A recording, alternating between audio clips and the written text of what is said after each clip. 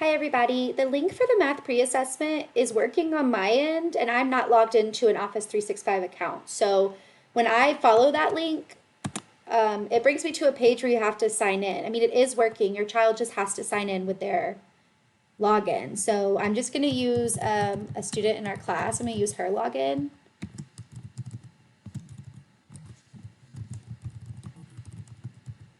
And I went over that with students too.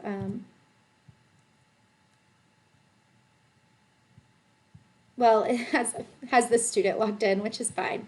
Either way, use the students logged in. I don't want to stay logged in.